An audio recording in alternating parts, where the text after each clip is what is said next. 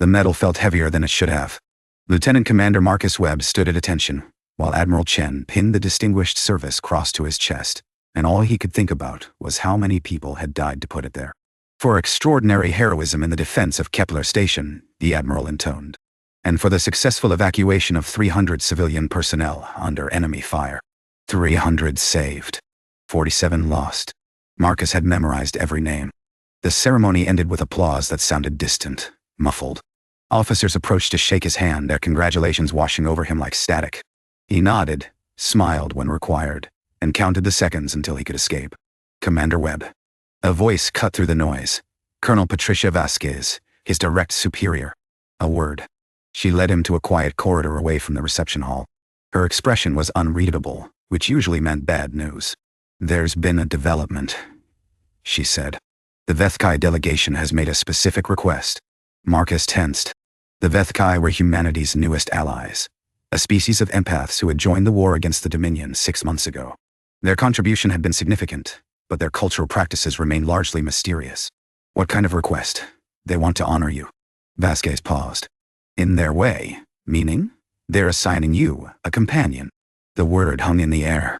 Marcus had heard rumors about Veth'kai companions, young members of their species bonded to warriors they deemed worthy. The practice was ancient, sacred to them, and completely foreign to human military structure.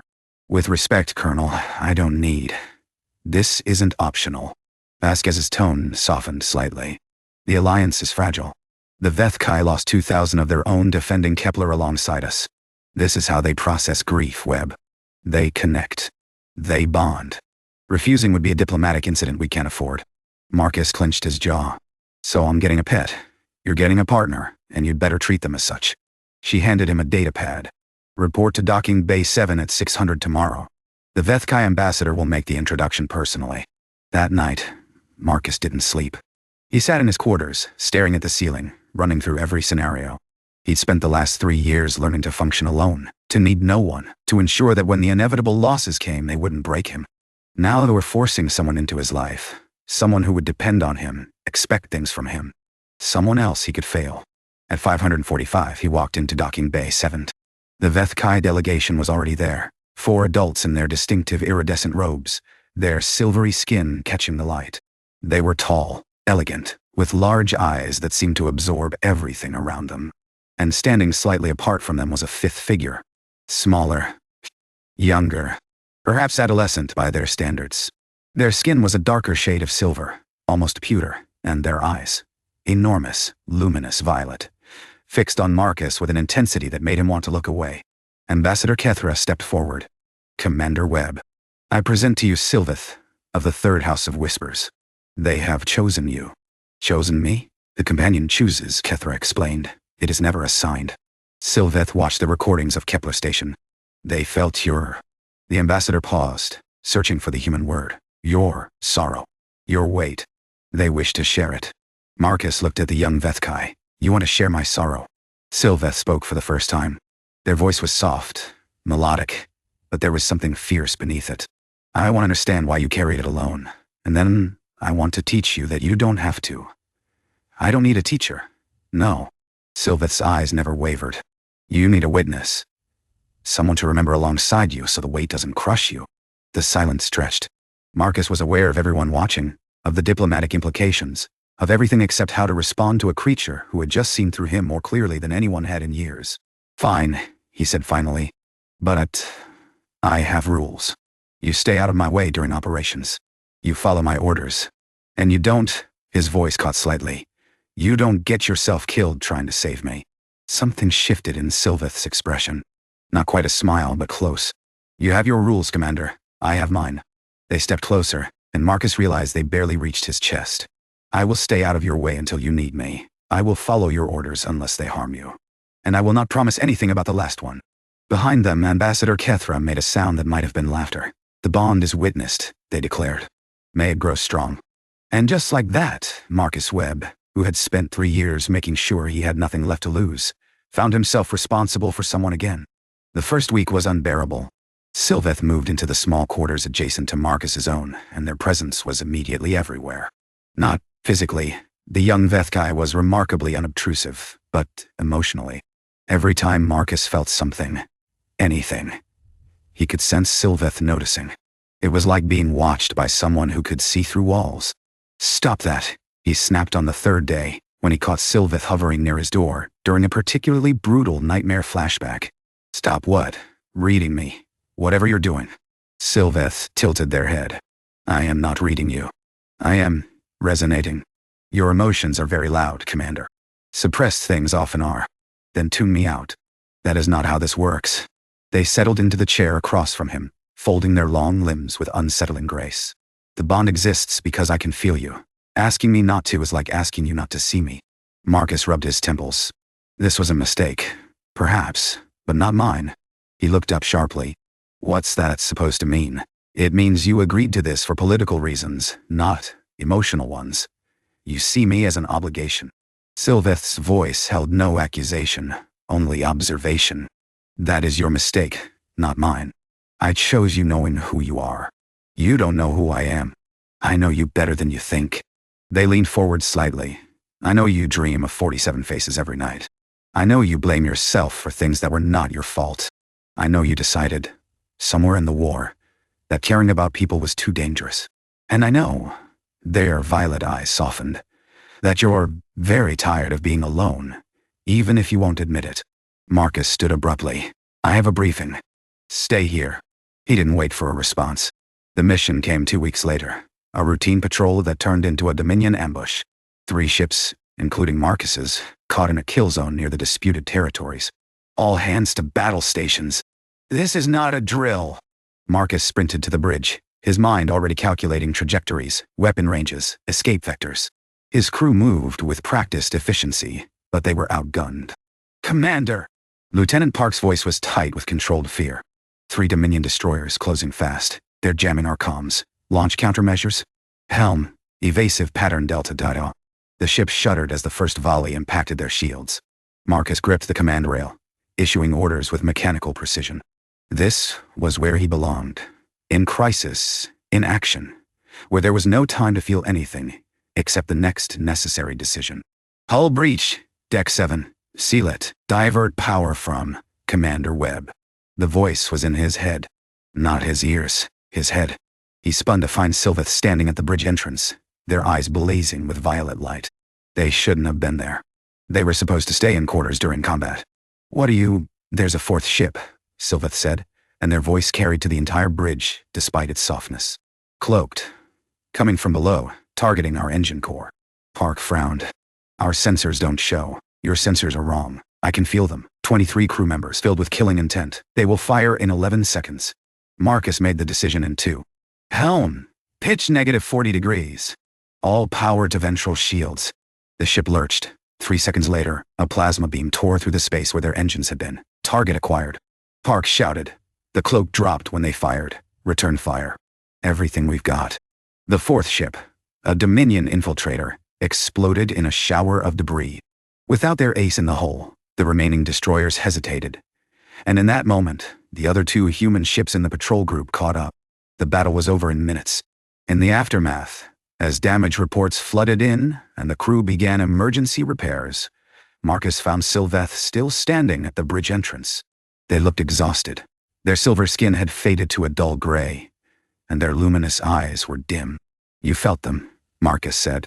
23 people on that ship. Yes, and then you felt them die." Syl'veth's voice was barely a whisper. "Yes." Marcus crossed the bridge in 4 strides. Without thinking, he placed his hand on Syl'veth's shoulder. The first time he'd touched them voluntarily. "Why did you do that? You didn't have to. You were going to die?" Syl'veth looked up at him, and despite their exhaustion, their gaze was fierce. That was not acceptable. The rules were wrong.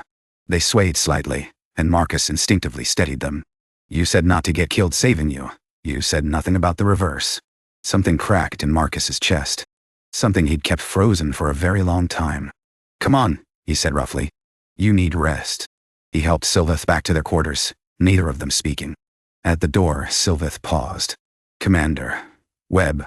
Just call me Webb." A small smile crossed Syl'veth's features, the first real smile Marcus had seen from them. "You're welcome." He didn't know what to say to that, so he said nothing. But that night, for the first time in 3 years, The 47 faces in his dreams were joined by a 48. A small, silver figure standing watch, refusing to let him carry the weight alone. The bond changed after that day. Not dramatically. Marcus was still guarded, still prone to silence, still convinced that caring too much was a tactical weakness. But he stopped asking Syl'veth to stay behind. He stopped pretending they weren't there. And sometimes, in the quiet moments between missions, he found himself talking. "I had a squad," he said one night, 2 months into their partnership. They were in his quarters, Syl'veth curled up in what Marcus had come to think of as their chair. Before Kepler, 12 people. We'd been together for 4 years. Syl'veth said nothing, just listened. They'd learned that sometimes silence was what Marcus needed. The Dominion caught us on Vera Prime.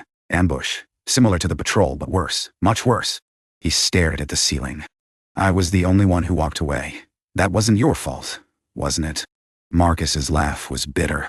"I was their commander. Their lives were my responsibility. Were they your choices? The enemy's tactics, their numbers, the intelligence failure that led you there? No, but then the deaths were not your fault. They were your grief." Syl'veth's voice was gentle but firm. "There is a difference, Webb. You're allowed to mourn without taking blame." Marcus turned to look at them. In the dim light, Syl'veth's eyes glowed softly. "Twin violet stars. Is that what companions do? Teach the difference between grief and guilt. Sometimes. We also remind warriors that they are more than their losses." Syl'veth unfolded from the chair and crossed to sit on the edge of Marcus's bed, closer than they'd ever voluntarily come. "In my culture, we believe that sorrow shared is sorrow halved. But we also believe that some humans hoard their pain like treasure, afraid that releasing it will mean forgetting. Maybe I don't want to forget. You won't. I promise you that." Syl'veth's hand hovered near his, not quite touching, but you could hurt less. "If you let yourself." Marcus looked at that hovering hand for a long moment. Then, slowly, he reached out and took it. Syl'veth's skin was cool, smooth, alien, but the squeeze they gave him was entirely familiar. "Thank you," he said quietly, "for staying." "Thank you," Syl'veth replied, "for letting me." The call came at 300, Priority Alpha, all hands. The Dominion had launched a massive offensive. 3 colony worlds were under attack simultaneously, and the fleet was scrambling to respond. Marcus's ship, the Resolute, was assigned to Sanctuary VII, a refugee colony housing survivors from a dozen destroyed worlds, including, Marcus learned with a cold shock, the largest population of Veth'kai outside their homeworld. 40,000 of my people, Syl'veth said, their voice steady but their hands trembling. "Including the children of the third house, your family, my siblings, my young ones, the next generation of companions." Syl'veth looked at Marcus with something approaching fear, an expression he'd never seen on them before. "If Sanctuary VII falls," Marcus didn't hesitate. "It won't fall." The battle for Sanctuary VII was the worst of the war. 17 Dominion capital ships against 8 human vessels, and a handful of Veth'kai fighters. The colony's shields were failing. Evacuation transports were being picked off, one by one. And the Resolute, leading the defensive line, was taking the brunt of it. "Shields at 12%. We can't take another hit like that. Hold position. The transports need 3 more minutes." On the view screen, Marcus watched another evacuation shuttle explode. Felt Syl'veth's presence at the back of the bridge, felt their anguish resonating through the bond. They were feeling every death, human and Veth'kai alike. "Webb," Syl'veth's voice in his mind, weak with strain. "The flagship, the Dominion commander. He's afraid. Afraid of what? Failure. This offensive is politically motivated. If he doesn't deliver a decisive victory, he'll be executed." Marcus's mind raced. A desperate enemy was a dangerous enemy. But a desperate enemy was also predictable. "He'll overcommit," Marcus breathed. "He can't afford to retreat. So give him a target he can't resist." Marcus understood instantly. And he hated it. No, absolutely not. The Resolute breaks formation, draws the flagship into pursuit. The other ships protect the transports. You sacrifice one ship, you save 40,000 lives. "I sacrifice you." Syl'veth's response was immediate. "You sacrifice us. Together.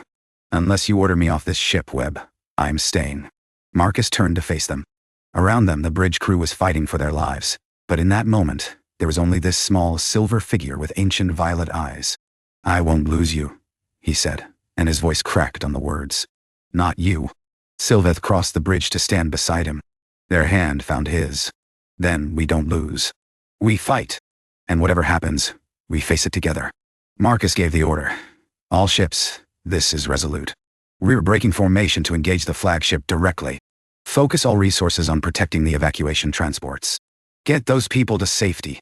The comm exploded with protests, but Marcus ignored them. He turned to his crew, his people, who had followed him through hell. You heard me. Let's go hunting.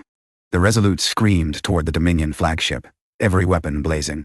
As predicted, the enemy commander couldn't resist. He ordered his escort ships to maintain pressure on the colony while he personally dealt with the human annoyance. 1-on-1. The Resolute against a ship 3 times its size. Shields failing! Engine 2 offline! Hull breaches on decks 4 through 9. Through it all, Marcus fought. And beside him, Syl'veth stood with their eyes closed, reaching out with their empathic abilities, feeding him information. Weapons, charging patterns, the enemy captain's next move, weak points in the flagship's armor. Now! Syl'veth shouted. Target their bridge. He shifted power from shields to weapons. Marcus fired everything. The Resolute's remaining torpedoes tore through the flagship's weakened forward shields and detonated against the bridge superstructure. The massive ship shuddered, sparked, and began to list. On the view screen, Marcus watched the Dominion flagship break apart. Enemy ships retreating. Park's voice was raw with disbelief. They're retreating. The bridge erupted in cheers. But Marcus was already turning, already reaching for Syl'veth, who collapsed into his arms, silver blood trickling from their nose. Syl'veth, it's okay. Their voice was a thread. I just felt too much. Give me a moment. Marcus held them, ignoring the celebration around him. His companion, his partner, had nearly burned themselves out, saving 40,000 lives. Don't ever do that again, he whispered fiercely. Syl'veth's weak laugh resonated through the bond. Don't give me a reason to. The war ended 3 months later, not with a bang, but with a treaty signing. The Dominion, weakened by the failed Sanctuary VII offensive and a dozen subsequent defeats, sued for peace. The galaxy exhaled. And Marcus Webb, decorated hero of the Veth'kai defense, was given a choice. Retirement is available to you, Admiral Chen said. Full honors. You've earned it twice over, and if I don't retire, there's a position. Training command, back on Earth. Help shape the next generation of officers. Chen leaned forward. It's a good posting, Webb. Stable. Safe. Safe. The word tasted strange in Marcus's mouth. I need to think about it. He found Syl'veth in the observation deck, watching the stars. The young Veth'kai had recovered fully from their overexertion at Sanctuary VII, though they'd admitted that they'd permanently heightened their bond with Marcus in the process. They felt each other now, always, a constant presence, like a second heartbeat. You're leaving, Syl'veth said without turning around. Maybe. Earth needs instructors. Earth. The word held no judgment, but Marcus heard the questions beneath it. That is far from Veth'kai space. It is. Syl'veth finally turned. They'd grown in the past months, not physically, but in presence. The uncertain adolescent Marcus had met at the docking bay was gone, replaced by someone who had faced war and chosen to stay. The bond is not about proximity, they said quietly. I would feel you if you were on the other side of the galaxy. Distance cannot break what we have. But you wouldn't come. I have obligations. My people need healers after what we've lost. I need to be on Veth'kai Prime, training the next companions. Syl'veth's voice was steady, but Marcus felt their grief through the bond. I always knew this might end. This isn't ending. Syl'veth blinked. What? Marcus crossed to stand beside them at the window. Outside, the stars blazed eternal. Indifferent to wars and treaties and 2 creatures trying to figure out what they meant to each other. I told Admiral Chen I'd give my answer tomorrow, but I already know what it is. He turned to face Syl'veth fully. I'm not going to Earth, Webb. I spent 3 years convinced that the best way to survive was to need no one. That if I didn't care about people, I couldn't lose them. He laughed softly, and then this small, stubborn Veth'kai looked at me and said they wanted to share my sorrow. I remember. I didn't understand it then. I thought you were naive. Or that your people had some strange cultural practice I needed to tolerate for politics. Marcus reached out, taking Syl'veth's hands in his own. But you weren't naive. You saw something I couldn't see myself. That being alone wasn't protecting me. It was killing me slowly. And you decided, for reasons I still don't fully understand, that you wouldn't let that happen. Syl'veth's eyes were luminous, wet with tears that gleamed silver in the starlight. It's what companions do. No, gosh. Marcus shook his head. It's what you do. This isn't about your culture, or your traditions, or some bond forged in ceremony. This is about you and me specifically. The way you knew me before we even met. The way you wouldn't let me push you away. The way you... His voice broke. The way you stood beside me when the universe was falling apart and made me believe we could hold it together. Webb, the war took everything from me, Syl'veth. My squad. My faith. My belief that any of it mattered. He squeezed their hands. But it didn't take you. And I'm not going to let anything else take you either. What are you saying? I'm saying I told Admiral Chen I want a position with the joint human Veth'kai peacekeeping force. The one they're establishing near your homeworld. Marcus smiled. A real smile. The first Syl'veth had ever seen from him. I'm saying that wherever you need to be, that's where I'll be too. Not because of any bond or obligation. Because I choose you. The way you chose me. For a long moment, Syl'veth just stared at him. Then, slowly, they began to laugh. A sound like silver bells, like starlight made audible. You are a very frustrating human, they said. I know. I spent months trying to teach you that you didn't have to be alone, and now you've decided to follow me across the galaxy. Is that a problem? Syl'veth moved forward and wrapped their arms around Marcus, the first time they bathed. Initiated an embrace. Through the bond, Marcus felt their joy, their relief, their overwhelming love. No, Syl'veth whispered against his chest. It's not a problem at all. They stood there together, watching the stars, as the weight of 3 years finally lifted from Marcus's shoulders. The 47 faces were still there, would always be there. But now there was a 48th face standing beside them. Not a ghost, but a witness. A partner. A choice. The war had taken everything from him. Except this. Except them.